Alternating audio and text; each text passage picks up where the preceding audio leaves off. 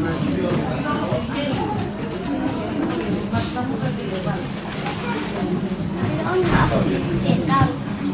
alaikum. We're going to start, inshallah. Just carry on from where I left off. Again, I'll reiterate the medical forms need to be handed in. The Kalimah bags, you've got the sandal bags. They've got dua books in there, Kalimah dua books that assist you throughout the Umrah process. Various sunnah duas, basic ones that will help you assist in completing your Umrah. Also, they have the travel duas, etc., doing salah advice, a list of things that you should buy, etc., just to assist you to as you leave your home for Umrah, inshallah. With the mobile phones, if you can buy it from here, cheap, unblocked mobile phones. If you can get very cheap ones, £8, get them individually. It's very helpful. We'll get the chips over there, and it's easy to communicate. If you get lost, we can find you, etc. So it's very valuable. You can buy it over there as well. 20 riyals, I think it is. It's about £8 or less. Also, another piece of advice: if you don't have a mobile phone or kids, keep a hold of your kids. If you lose them, then it's going to be a lot of problems for everybody, because we're going to have to stop servicing some of the people and trying to sort this problem out. So it can cause a lot of problems. So your kids, please, it's your responsibility. Please keep a hold of them. And also, if you don't have a mobile phone, please stay with someone who's got a mobile phone, so you don't get lost. Or if we need to get in touch with you, something urgent, something this, or we're leaving from Makkah and we can't find you, these are big problems that we face. So please stay with somebody who has a mobile phone. Warm clothes. Medina can get chilly at night, especially tahajjud. Tahajjud, there's a azan for tahajjud over there, so that's an extra azan you get. So it can get quite chilly, so take a cardigan or a jumper. Avoid, this is another thing, when we're doing Umrah, please avoid the Umrah process time. Try to avoid taking pictures. Stay in the ibadah mode, connecting with Allah. You're trying to get your sins forgiven. And if you start taking pictures, what are you doing here? Do you understand? Are you here to take pictures and go back home and show families and that? You're there to connect with Allah. You need there to communicate with Allah. Allah, ask Allah for forgiveness. So please, mobile phones, keep them in your pockets, keep them away, and keep them safe as well. Afterwards, when you completed your Umrah, when you go back, yes, you can take pictures if they allow you. Normally they used to, but now you're okay to take pictures. As you can see, we have taken pictures ourselves.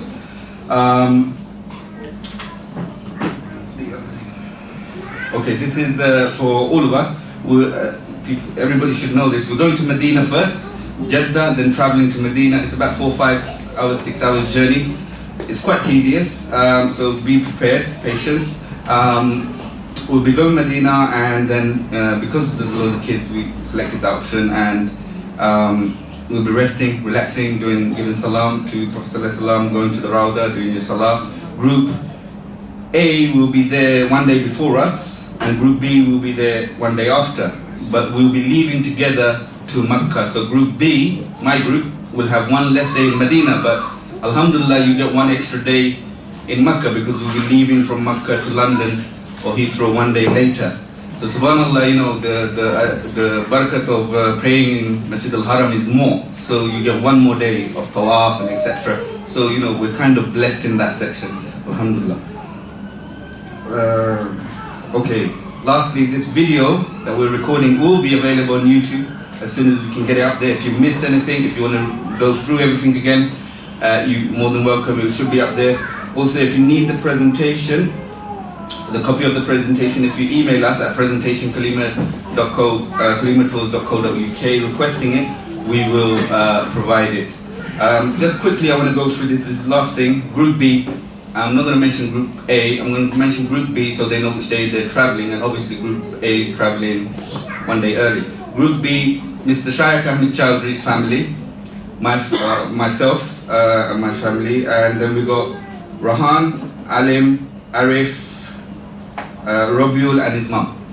Okay, so are you guys aware? You're traveling on the 20th, 10 o'clock, Terminal 3, Heathrow. Same for you, the rest of the people, but one day early. So what I'll do, without further ado, I will hand it over to the chef to continue the Umrah. presentation.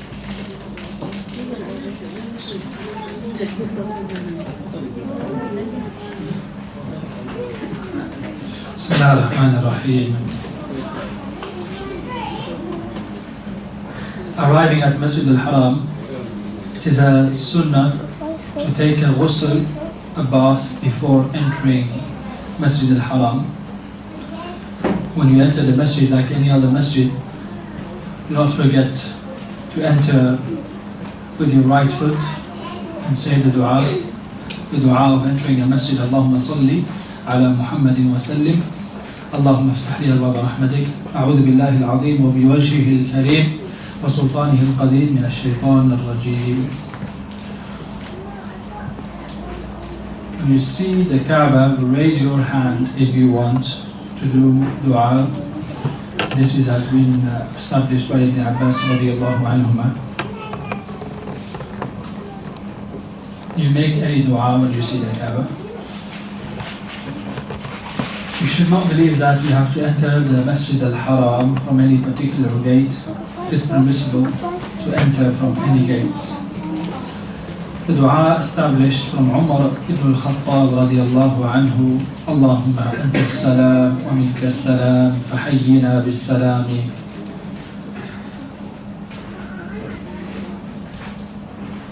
The black stone, you go straight to the black stone, you face the black stone. This is how you start your Umrah. And you say Allahu Akbar, Takbir. If you can touch it with your right hand and kiss it and make sajda upon it, as the Prophet ﷺ did, then that would be great, but it would be very difficult. So if you're not able to kiss the black stone, if you're not able to touch the black stone, then you can make a sign towards the black stone with your hand like this, with your right hand, and you say Allahu Akbar. You don't need to kiss your hand. So you just make Allahu Akbar with your right hand, so the black stone will be on this side. You face the black stone, you say Allahu Akbar. Your tawaf will start from there, from the black stone corner. And you do this in every single circuit. So there's 7 circuits. Every time you pass by the black stone, you say Allahu Akbar and you continue. It will be very hard to kiss the black stone.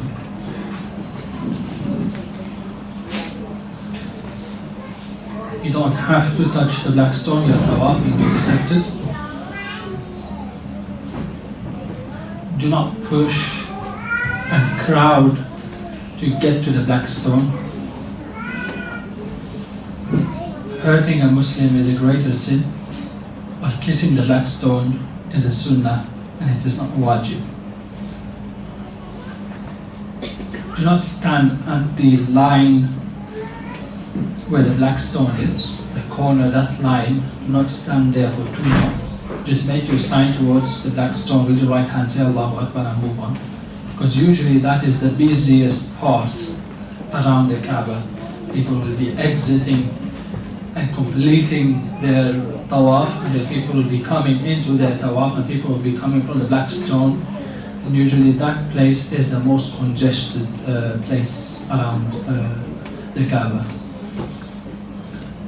The accidents in touching the black stone, there are some of the hadith of Rasulullah sallallahu alayhi wa sallam, as narrated by Ibn Abbas radiallahu anhuma, that Allah will raise up the stone on the day of resurrection, and it will have 2 eyes with which it will see, and a tongue with which it will talk, and it will witness in favor of everyone who touched it in truth.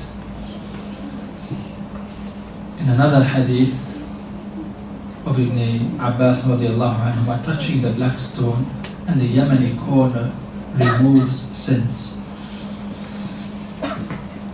In another hadith, Ibn Abbas radiallahu anhu mentions that the black stone is from paradise. The black stone is from paradise. It used to be whiter than snow, but the sins of the idolaters turned it black. This is what is left from the black stone. It is broken into pieces as a result of damage inflicted throughout the ages, fire, floods, removal by the Qarmatians in 930, returned back in 951. The remaining pieces are cemented and held in a silver frame. This is the Kaaba and the Hijr of Kaaba, the black stone corner, the door of the Kaaba, the Hijr al-Kaaba, the Maqam of Sayyidina Ibrahim alayhi salam, the Yemeni corner, which is before the black stone corner, and the Shami corner and the Iraqi corner, which is after the black stone corner. Start line for Tawaf is from there.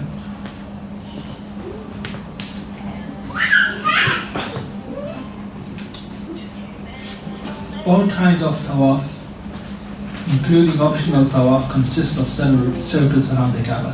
Even the optional Tawaf must be 7 circuits. The Kaaba should be on your left. Do not do Tawaf with your back or right to the Kaaba. Do not walk backwards. The Kaaba should always be on your left hand side. Tawaf should be performed within the boundaries of Masjid al-Haram. A state of wudu is required for all kinds of Tawaf. This is a very important point, that Tawaf must have wudu, and only Tawaf, not the sa'i between Safa and Marwa. Only Tawaf must have wudu, any kind of Tawaf. A woman with menstruation does not have to do Tawaf, does not make Tawaf. She's not allowed to do Tawaf until she becomes clean. You don't need to say any intention before you start Tawaf. The only time you say the intention is when you start your Umrah by saying Allahumma labbaik Allahumma Umrah. You continue your Tawaf without interruptions unless it is necessary. For example, there is a Salah, otherwise it will be void. So you continue doing your Tawaf and you try to finish off your Tawaf unless you break your wudu, for example. So if you break your wudu or it is time for Salah, you are allowed to interrupt your Tawaf. You stop your Tawaf, you join the Salah in your place or anywhere close to the place where your Tawaf. You try to remember where your place is. And then after the Salah, after you've done your wudu, you resume your Tawaf from where you have left. However, some scholars say that you need to start over from the beginning. This is the safer option. If you have doubts in Tawaf, this could happen many times. In case of any doubt about the number of circuits you've performed, you have to base your decision on the least number of circuits. For example, if you have doubts whether you have done 6 or 7 circuits of Tawaf, you base it on 6. You base it always on the least, because the least is always certain. The extra is always based on doubt. So if you have doubt about whether it's the 7th or the 6th, you base it on the 6th. Like Salah. When you're praying your Salah and you have doubt in your Salah, whether you're on the 3rd rak'ah or the 4th rak'ah, you should always base it on the 3rd rak'ah or whatever is the least. If you have doubts after you finished your Tawaf and you went back to your hotel, or you've left the Haram, you should ignore that. You should ignore your doubts. While you're doing Tawaf, there's a Yemeni corner which is before the black stone corner. You can touch the Yemeni corner with your right hand each time you pass, or whenever you can, even if you do it once or twice throughout the 7 circuits.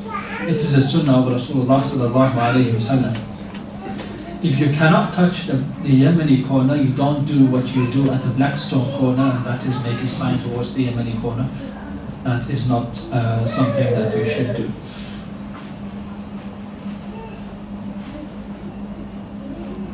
You don't say Allahu Akbar like you do with the black stone corner. You only touch the Yemeni corner. You don't touch the other corners, which are the Shami corner and the Iraqi corner. You don't need to touch them at all. You don't need to wipe the walls of the Kaaba during Tawaf. Rasulullah sallallahu alayhi wa sallam only touched the black stone in the Yemeni corner. However, if the person does touch the Kaaba, he should only touch it for the sake of touching without feeling that there is a blessing in that or any sunnah in that. There is no particular dhikr for tawaf, so you can read Quran, you can do any dhikr while you're in tawaf. Any dhikr, and you can read Quran, you make dua. You don't need to follow those dua books that make up a specific dua for each circuit around the Kaaba. It has no basis in the Sunnah. Prophet ﷺ did not single out each circuit with a dua. So you just read Quran, make dua from your heart with sincerity, and you glorify Allah. The best things to say is Subhanallah, Alhamdulillah, La ilaha illallah, Allahu Akbar, La hawla wa la quwwata illa billah. These are the best forms of dhikr. Make dua for yourself.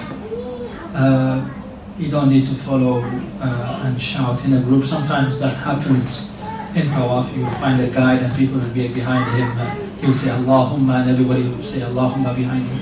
All of that is not important and is actually nonsense. Dua should be done from your heart. It should not be done in a group or a gathering.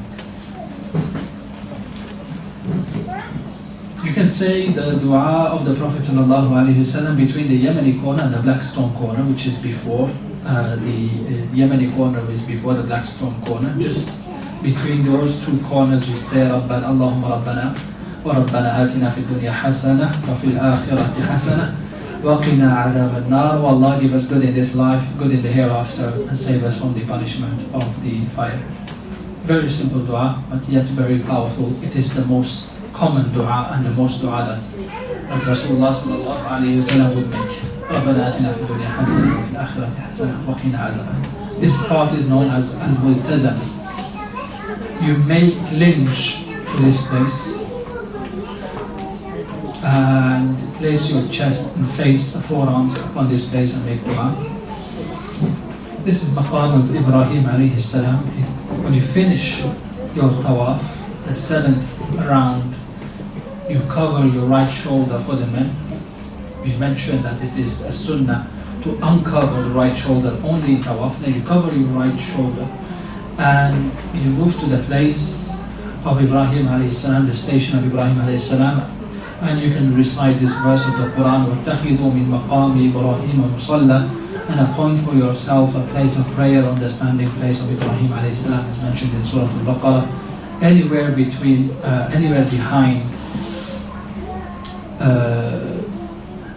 behind this maqam and this station, you can pray 2 rak'at. In these 2 rak'at, you read Surah Al-Kafirun in the first rak'ah and Surah Al-Ikhlas in the second rak'ah after Surah Al-Fatiha.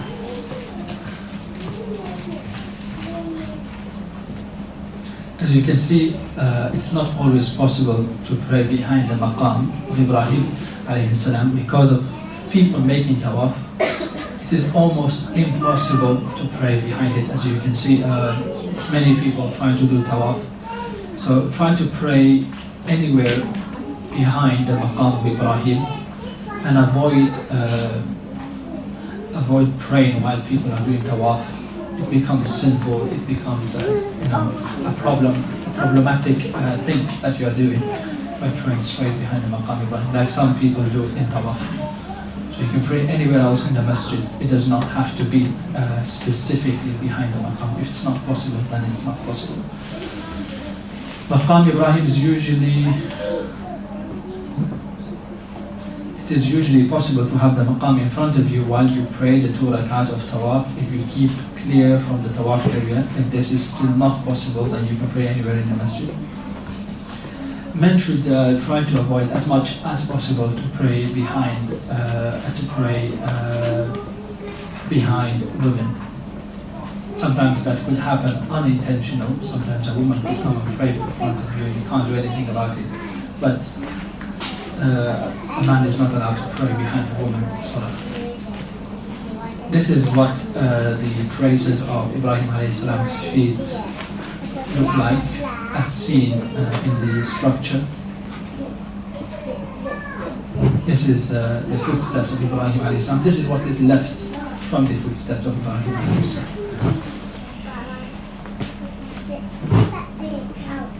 The reason why it's been covered is because long time ago people would put water inside the footsteps of Ibrahim alayhi salam, and they would put that water and mix it with other water and drink it as a sign of blessing. And they would scrape the sign and the footsteps of where the toes are, and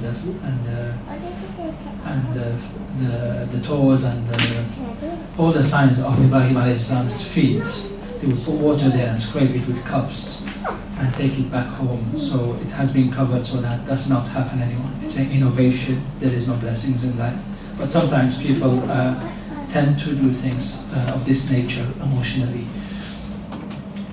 Zamzam. After praying the 2 rak'ahs behind the maqam of Ibrahim, you can go and drink Zamzam. Pour some over your head. It's a blessed water.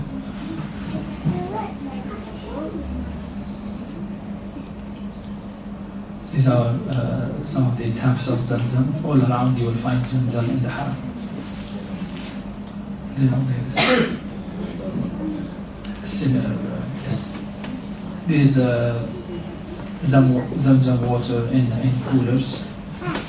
You have the cold water, and you also have the water that is not been, no ice have been mixed in. Some of the benefits of Zamzam water is for whatever purpose it is drunk for, really for whatever intention. So the person drinks Zamzam water with the intention that Allah would increase his knowledge, then that intention, inshallah, will be accepted. If a person makes dua, any intention for whatever purpose you drink Zamzam, that will be fulfilled, inshallah. Rasulullah sallallahu alayhi wa sallam said, Zamzam water satisfies as food and cures illnesses. And from the dua of Ibn Abbas radiallahu anhuma, he used to say when he drank water, Zamzam water, he said, Allahumma inni as'aluka ilman nafi'a wa rizqan wasi'a wa shifa'an min kulli da'. Allah, I ask you for beneficial knowledge, abundant provision, and a cure from all illnesses. After tawaf has been finished, and then 2 rak'ahs behind Maqam Ibrahim, you go to Safa and Marwa. You start with Safa, because when Allah mentions Safa in the Quran, He says, Inna Safa wal Marwata min sha'airillah. This is in Surah Al-Baqarah, ayah 158. You should recite that from the Quran. You make dhikr and dua while you're in Safa and Marwa. And you walk towards Marwa, and this will be your first lap. You do the same thing that you've done on Safa. You come back to Marwa, you do the same thing in Marwa. When you walk back from Marwa to Safa, that will be the second lap. Complete 7 laps in the same manner. Finish at Marwa. When reaching the foot of Safa, this is more details. You recite this verse of the Quran, Inna Safa wal Marwata min sha'airillah. Allah mentions that surely the Safa and Marwa are amongst the symbols of Allah. They are amongst the symbols of Allah. Whoever makes pilgrimage to the house or pays a visit to it, there is no sin if he goes around them, and whoever does good of his own accord, and surely Allah's grace will not. All of these you will find in the Kalimah dua book, inshallah. This is what Safa looks like. This is what is remaining from Safa. It used to be a mountain. This is what is left from Safa. When you start your sa'i between Safa and Marwa, you say, نَبْدَأُ بِمَا بَدَأَ اللَّهُ بِهِ. We begin and we start with that which Allah began with. Meaning, in the Quran, Allah started by Safa, then He mentions Marwa. Inna Safa wal Marwa. This is what Rasulullah sallallahu alayhi wa sallam said when he started doing his Safa and Marwa. He said, we will start with what Allah started with. We don't start from Marwa, we start from Safa, because Allah mentions Safa before Marwa. it is not possible to climb the Safa anymore.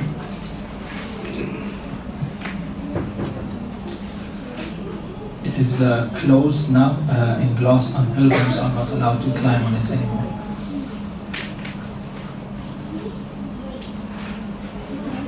Once you are on top of the Safa, face the Kaaba and you say Allahu Akbar, Allahu Akbar, Allahu Akbar 3 times. لا إله إلا الله وحده لا شريك له له الملك وله الحمد يحيي ويميت وهو على كل شيء قدير.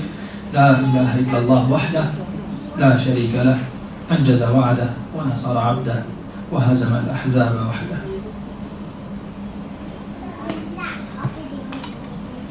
You can say all these 3 times. You can make dua in between.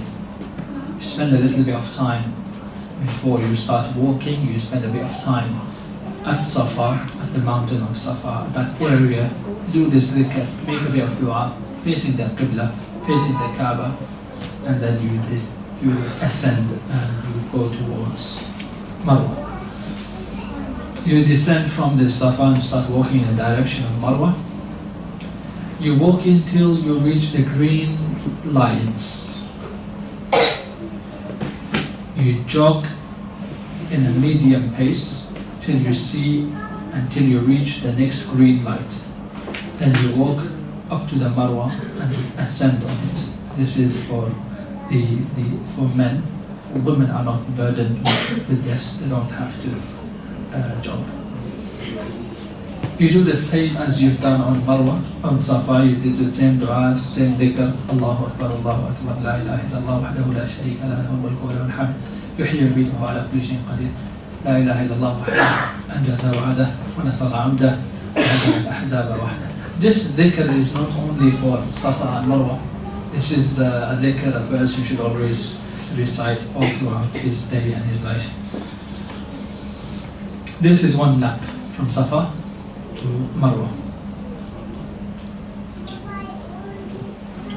Then you return till you ascend the Safa. So from Marwa you go back, jogging between the 2 green lights for about 2-3 minutes, and until you reach Safa. So from Marwa back to Safa, that's another lap. This will be the 2nd lap. Then you return to Marwa, and so till you complete these 7 laps, finishing upon Marwa. So you start Safa, Marwa, Safa, Marwa, Safa, Marwa, Safa, then Marwa. You can say this dua while you are in Sa'i. رَبِّ اغْفِرْ وَارْحَمْ إِنَّكَ أَنْتَ الْأَعَزُّ الْأَكْرَمُ. رَبِّ اغْفِرْ وَارْحَمْ إِنَّكَ أَنْتَ الْأَعَزُّ الْأَكْرَمُ. Once you finish this, once you finish the 7th lap, you shorten the hair of your head, or you shave it. And to shave it is better. The hair has to be trimmed from all sides of the head if you are going to trim your hair. And it is not sufficient to cut it from one side, although some scholars will take that opinion. Women trim their hair the length of a finger joint, so that the tip of a finger this much. Everything that was forbidden in Ihram becomes permissible after that person has cut his hair and his Umrah is completed. Some of the pitfalls of Sa'i, raising their hands upon the Safa and Marwa in Salah. So there is no need to raise your hands, no need.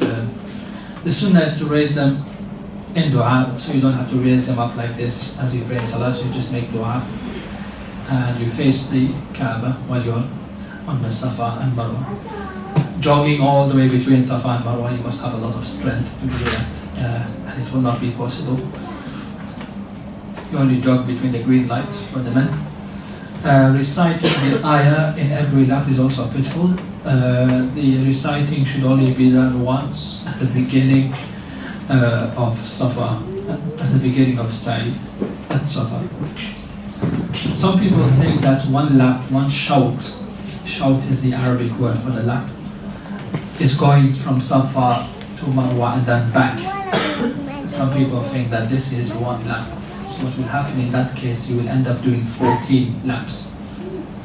1 lap is going from Safa to Marwa, that is 1 lap. not Safa to Marwa, then back to Safa.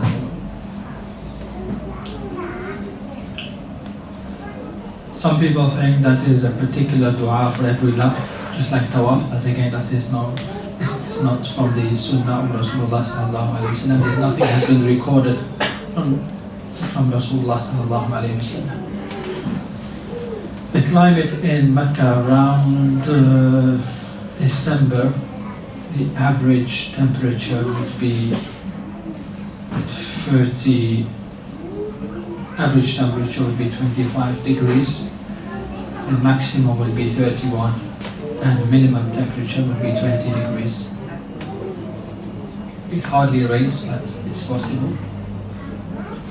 It will still be very hot compared to this country. At night, however, it would be sometimes cooler. While you're in Mecca, make as much optional tawaf as possible. It is better than salah. And do not exhaust yourself. So if you're going to make optional tawaf, remember optional tawaf must be 7 circuits. So you can't just do 1 tawaf or 2 tawafs, it must be done. You start from the black stone and you finish 7 circuits. That is 1 complete tawaf. The best thing in Mecca, in the Haram, is to do tawaf. It's better than reading the Quran, it is better than praying salah, it is better than anything else. Tawaf is the best action because you can only do tawaf in Mecca, in the Haram, in the Masjid al-Haram. Keep yourself busy with salah. 1 salah is equivalent to 100,000 salah. In Medina, 1 salah is equivalent to 1,000 salah. No other place in the world would you get this reward. Recitation of Quran, tawaf, dhikr, reflection, a lot of dua. It's a place where dua is accepted. Do not neglect any other forms of ibadah, charity, fasting, helping others, saying salam, smiling. Manners is much better than any other ibadah. Try not to walk in front of people praying in salah. Try to avoid that as much as possible. Sometimes it's difficult to avoid. If the salah is in a congregational salah, it's fine because the sutra, the screen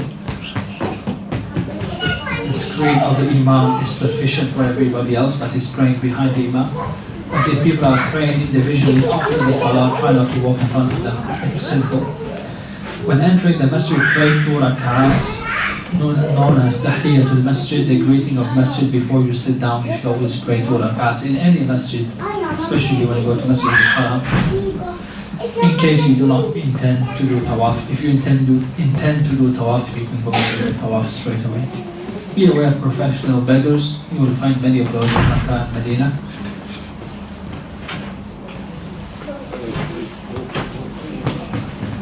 Hijr al-Kaaba, which is also known as al-Hattin. This 10 feet is part of the Kaaba, is a part of the original foundations of the Kaaba. And it is part of, the Kaaba was usually up to there when Ibrahim a.s. had built the Kaaba, but throughout time it was destroyed and put back and destroyed and put back, and now it is left the way it is left now.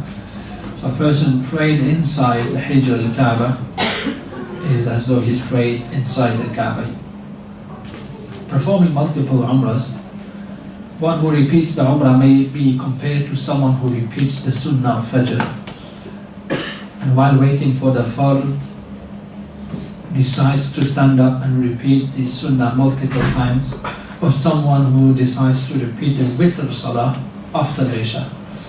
So there is no need to repeat your Umrah. You've done one Umrah, inshallah it is accepted.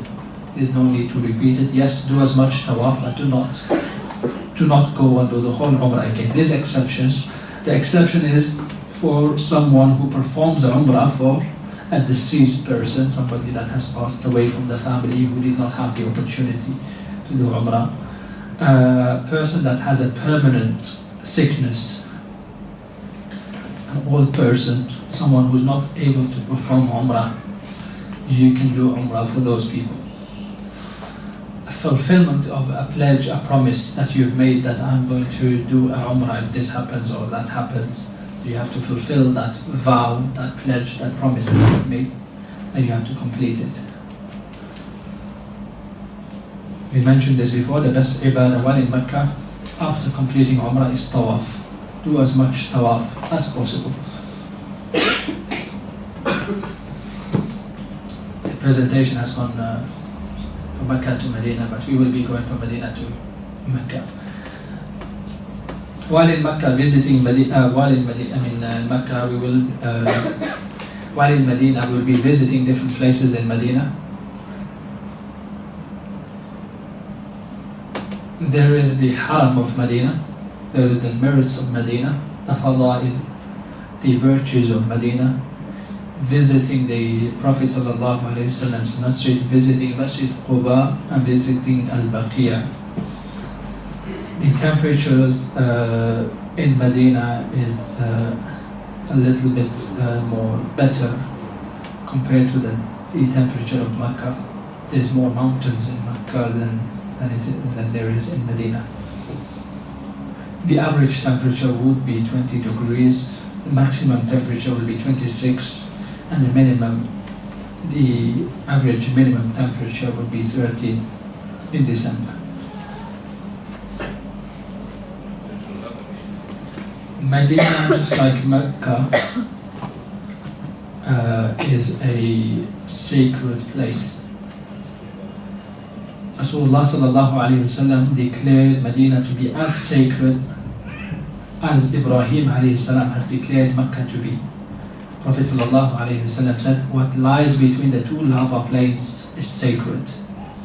As you can see this sign, you would see this sign in Mecca, in Medina, many of these signs. Long time there were flags, nowadays you will find these signs, and this is the Haram area that has been sanctified and declared as sacred by the Prophets Ibrahim and Muhammad sallallahu alayhi wasallam.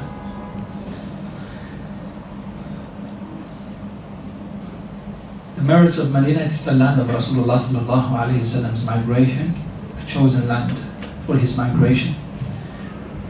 The people and the neighbors, the people of Medina are the neighbors of Rasulullah sallallahu alayhi wasallam and the Ansar, the supporters of Rasulullah sallallahu alayhi wasallam, who gave him refuge and gave the Sahaba refuge after being persecuted in Mecca. It's the abode of faith. Rasulullah sallallahu alayhi wasallam mentions in the hadith that Iman will come back, faith will come back at the end of time. One of the signs of the Day of Judgment is that the believers and Iman and everything will come back to Medina as it had started from Medina. Everything will come back to Medina. The entrances and the borders of Medina are guarded by angels. Neither Dajjal or a plague will be allowed to enter. It will be the last place to be ruined. It's the land of revelation. It's the land of Rasulullah sallallahu alayhi wasallam. It is a land where he has chosen to go back and die in it. Rasulullah sallallahu alayhi wasallam made a lot of dua for Medina. Oh Allah, make Medina as dear to us as you have made Mecca or even more. Allah, increase Medina twice the blessing that you have showered upon Mecca. Oh Allah, bless our Medina, bless us in our sa', in our mud, and make twice the blessing. Sa' and mud are measurements, kilograms and grams. And he mentions whoever manages to die in Medina and has the ability to die in Medina, meaning if somebody can spend a lot of time of his life, maybe the end of his life in Medina, or if a person has a terminal illness and he knows that he will die and he can die in Medina, let him do so. This is Medina. This is the Masjid Al-Haram. This is the Qibla, the Green Dome, where under the Green Dome is the house of Aisha radiallahu anha, and it is there where the Prophet Muhammad sallallahu alayhi wa sallam is being buried. This is Al-Baqiyah cemetery, the first cemetery in Medina, where the Sahaba in their thousands and very pious people all throughout the Muslim history have been buried. hundreds of thousands, if not millions, of Muslims are buried in Al-Baqiyah. Scholars, ordinary Muslims who have died. And until today, people are being buried in Al-Baqiyah. And it's known as Jannat al-Baqiyah. Rasulullah sallallahu alaihi wasallam used to frequently go to Jannat al-Baqiyah and visit this cemetery and pray for the people who have been buried. So the children of Rasulullah sallallahu alaihi wasallam, some of his wives, some of his children, Fatima radiallahu anha, many of the Sahaba, Uthman radiallahu anhu, are buried in Al-Baqiyah. These are some of the gates, the section for ladies inside the Haram. This ring road around, this is a ring road around the hotel area.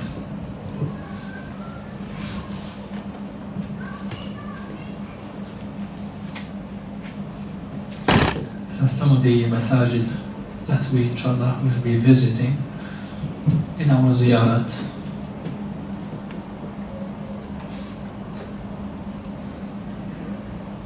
The masajid to be visited, the only two masajid in Medina to be visited with the intention of performing salah, and the masjid of Rasulullah sallallahu alaihi wasallam, the masjid of Quba, the first masjid to be built in Islam.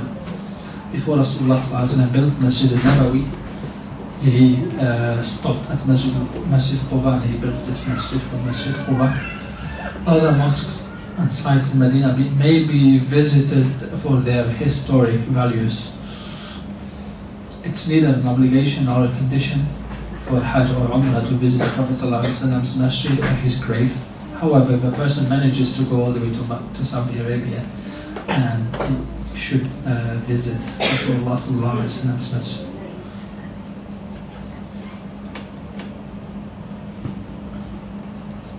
This is Masjid Quba. Rasulullah ﷺ used to go to Masjid Quba on every Saturday morning, riding or walking, and he used to perform 2 rakat in this masjid. We will, inshallah, we will be visiting this masjid, and the reward for doing so is equivalent to performing an Umrah. Yes, and before leaving to this masjid, a person should make wudu in the hotel.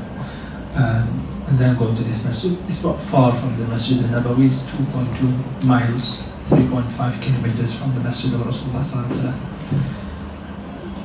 We mentioned this before. The masjid, the salah in the Masjid of Rasulullah sallallahu alaihi wasallam is better than 1,000 salah. So one dhuhr is equivalent to 1,000 dhuhr. One asr is equivalent to 1,000 asr. If you multiply then one salah by 27 salah, for one salah you will get something like 27,000 salah. You times that by 10 in Makkah. So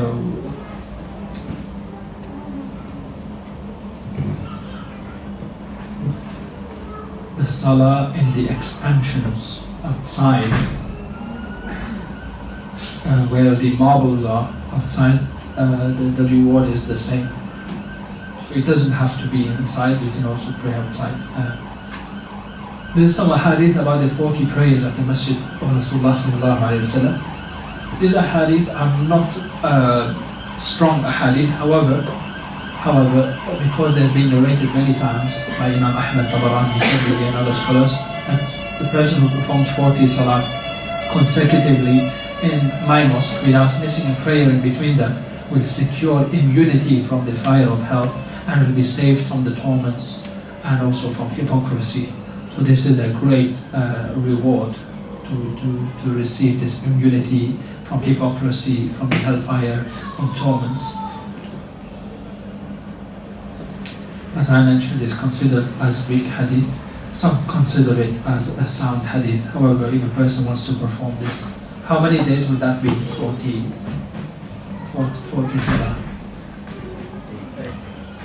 8 days. Yes.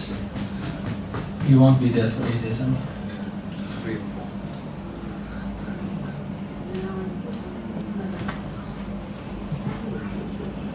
This is Al-Rawda Al-Sharifa. This is not Al-Rawda Al-Sharifa, this is what it looks like from the inside. It's usually a different carpet, different colored carpet. It's a green carpet.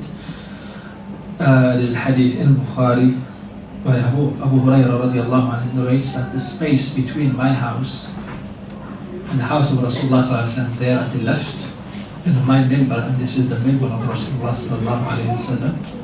This is his member, and his house would be somewhere here on the left. You would see the walls of the house of Rasulullah sallallahu alaihi wasallam, the green walls. Rasulullah sallallahu alaihi wasallam mentions that between these two, my member, the pulpit, is one of the gardens. Rawda means a garden, one of the gardens of paradise.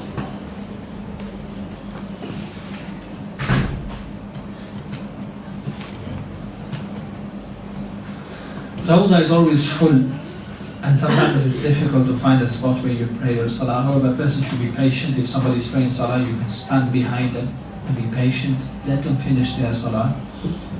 Just book your place, stand there, stand behind them, let them finish their salah, and then you pray your salah. Again, try not to occupy that place for too long. They'll give the opportunity to others to pray as well. When you pray there, it's as though you're praying in paradise. This is where Rasulullah sallallahu alaihi wasallam is buried, and Abu Bakr and Umar. And this is the house of Rasulullah sallallahu alaihi wasallam. It goes all around. It goes all around. And this is also known as the Hujurat, the private apartments of Rasulullah sallallahu alaihi wasallam. There's a surah in the Quran, it's called Surah Al-Hujurat, the private apartments of Rasulullah sallallahu alaihi wasallam. Within these apartments, these used to be the apartments of his wives. And where Rasulullah sallallahu alaihi wasallam is currently buried in this area under the green dome, this is the house of Aisha radiallahu anha, our mother, the mother of the believers. This is where Rasulullah sallallahu alaihi wasallam is buried, and this is where Abu Bakr is buried radiallahu anhu. This is where Umar is buried radiallahu anhu majma'in. So as you can see, this is how they have been buried. They've been buried facing the right hand side, facing the Qibla. The Qibla would be on the other side. And where Rasulullah sallallahu alaihi wasallam's feet is, behind it, Abu Bakr radiallahu anhu is buried, and behind Abu Bakr, in his feet, Umar radiallahu anhu is buried. Visiting the Prophet sallallahu alaihi wasallam, the etiquette of entering the Prophet's masjid is the same as any other masjid. You start off by sending salutations and saying Allahumma aftah li abwaaba rahmatik. You enter with your right foot, and you do the tahiyyatul masjid, which means the 2 rak'ats before you sit down. You pray 2 rak'ats before you sit down. This is called the greeting of masjid. How to respect the masjid is that before you sit down, you greet the masjid. How do you greet the masjid? You pray 2 rak'ats. You don't just sit down and relax and start talking. You pray and then you sit down. Walk respectfully with calmness and say salam to the Prophet ﷺ when you get in front of the first big hole in the middle section of the brass screen. You go over there. So you pass the first set of gates, you go to the second set, and there is where Rasulullah ﷺ has been buried. You say salam to Rasulullah ﷺ. You move to the next small hole and you say salam to Abu Bakr as-Siddiq radiallahu anhu. And then you move to the next one and you say salam to Umar ibn Khattab radiallahu anhu. Visit the grave of Rasulullah sallallahu alaihi wasallam, say your salam to him, but you do not need to repeat your visit. It should not be taken as a Eid, as a custom, as a tradition. It is, and you're allowed to do that, but it should not be something that you feel that you must do. And there is some warnings in the hadith of Rasulullah sallallahu alaihi wasallam. He said, "Do not take my grave as a Eid." And wherever you send salutations upon Rasulullah sallallahu alaihi wasallam, he was sitting here sending salutations upon Rasulullah sallallahu alaihi wasallam. Rasulullah sallallahu alaihi wasallam says that it will reach me wherever you are. Wherever you are, the salutations will reach me. Angels will make sure it reaches Rasulullah sallallahu alaihi wasallam. Like I mentioned, there is a warning: do not take my grave Eid. Make salam and salat upon me wherever you are, and it will reach me. Visiting Al-Baqi'. What is Al-Baqi'? It is is the cemetery just outside the Masjid of Rasulullah sallallahu alayhi wa sallam, where most of the companions of the Prophet sallallahu alayhi wa sallam and his wife are married, and make dua for them. The Prophet sallallahu alayhi wa sallam's dua for any cemetery, whenever you enter any cemetery, you will enter and you say, Assalamu alaikum ahla al-diyari min al-mu'minina wal-muslimin wa inna insha'Allah bikum lahiqun nas'alullaha lana wa lakum al-afiyah. Every Muslim should have a number of du'as, a number of ahadith, a number of ayats of the Quran that it must be in every person's mind. One of them is this dua upon entering a cemetery. You must know these du'as. You must have a selection of du'as which you have memorized. رَبَّنَا آتِنَا فِي الدُّنْيَا حَسَنَةً وَفِي الْآخِرَةِ حَسَنَةً وَقِنَا عَذَابَ النَّارِ. So you have to include these in your savings of dua in your mind. This is what Al-Baqiyah graveyard looks like, the cemetery. At the beginning of the entrance, this is usually where the main Sahaba are buried, and Rasulullah sallallahu alaihi wasallam's wives and companions are buried. Okay. Uhud is the mountain. This is the mountain of Uhud. Inshallah, all of these things we will be discussing these things even in more details when we are out there. We will be visiting all these places. We'll be talking more about these places. And these are some of the places that we'll be visiting. This is where the Battle of Uhud took place, and we will be visiting this place. This is more details about the battle.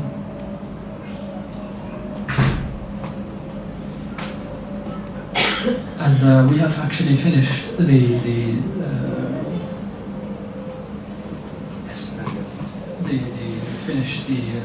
presentation. If you have any questions, anything about the Umrah. Assalamu alaikum. That was the presentation, alhamdulillah. Hope you got everything. We'll be testing you, giving you questions and answers. Alhamdulillah, we won't. Got a few things. Brother Tariq, I didn't mention you, you're in my group.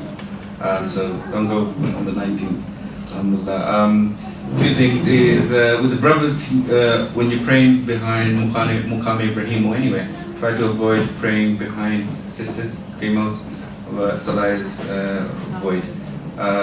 Repeat Umrah, there's a hadith that between Hajj and another Hajj, all the sins are forgiven. Between one Umrah and another Umrah, all the sins are forgiven. So if you've done Umrah today and you go and do Umrah 1 week later, you're just getting rid of the sins in between. So it's kind of pointless, unless you're doing it for other things. Ihram packs we have, brothers who haven't got their Ihram packs, etc. Who have ordered it, we've got the orders at the back. Who haven't, we've still got extra packs there if you need it. You can get it from there. Seerah classes, the classes we're going to have in Makkah is going to be mainly after Isha. After you've eaten, pray to Isha Salah, quickly have a bite, and we'll allocate the places where the class will be. It's normally an hour, hour and a half, maybe maximum 2 hours. We'll have refreshments, everything, so it's quite chill out. So alhamdulillah, it's after Isha mainly. The other thing in Makkah, ladies and sisters and brothers, or men and ladies, they pray together. In the masjid you can walk around together and etc. But obviously the ladies pray behind and the men at the front. But in Medina it's separate. Medina, men are separate, women's sections are separate. When we first go to Medina, you're going to go to give salam in the Rawda with the guys, or the men, us guys will be taking you there. With the sisters, Sister Imani will be directing you to the place. If you haven't been already, she'll take you to the Rawda first time round, and you can pray your 2 rakat salah over there. That's the Rawda, the green carpet, Jannah, like praying in Jannah.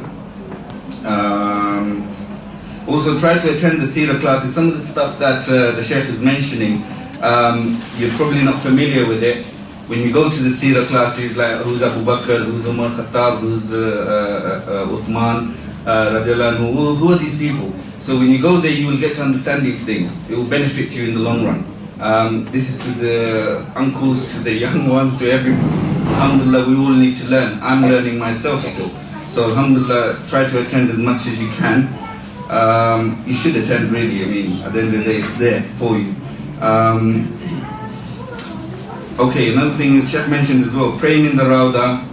Like if you want to pray in the Rawdah, what I used to do is when I used to Tahajjud Azan, I used to go 1 hour before and stand behind someone who's praying, and we'll just stand there and tap him on the back after he's prayed 2 rak'ah, and then sometimes they will let you have that space and you can pray so many rak'ah, subhanallah, so you have that space to yourself until Fajr, so you pray there. With Jannatul Baqi, go trying to get in there, mainly it's open after Fajr. And the other aspect is there's a janazah prayer after every salah more or less, and if you want to get into Jannatul Baqi taking a body, this is for the guys, then you'll see, do you know where the salam gate is? When you get there, you'll see it. You see them running out with the body. All you need to do is just go and join it. But bear in mind, it's quite hard and it's quite tough. So, alhamdulillah, now we'll just go into questions and answers quickly, 5 minutes, if you've got any questions, and then alhamdulillah, we'll finish it off there. Thank you very much. Assalamu alaikum. Any questions? I don't think there's any questions. I think we've covered everything. I think we've covered everything too much into details. Umrah, don't get put off by the presentation. I know it is very long. Umrah is very straightforward, very easy, inshallah. It's not difficult. It's not meant to be difficult, but however, we have to cover every aspect of the Umrah. This is why we have this presentation. If you have any questions, if you have any doubts, if you're not sure about something, please ask.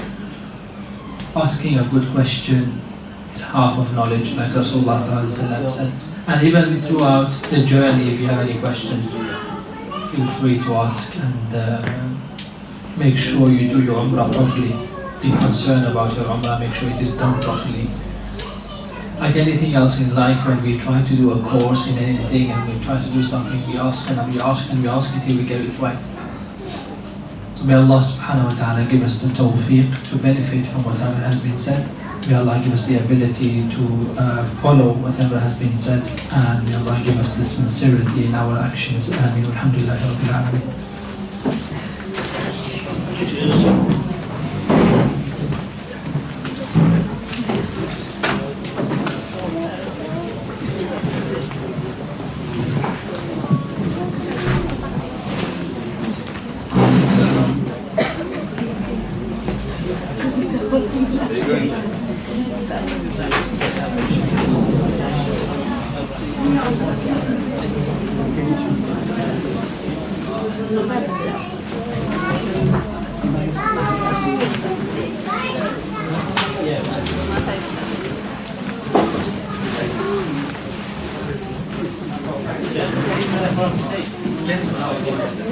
Yes, please do. Please take your.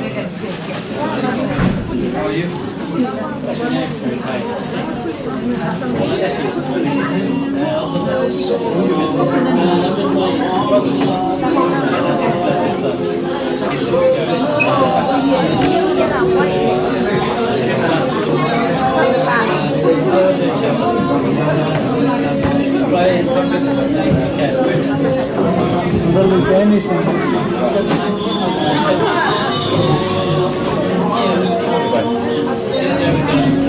Let me get this.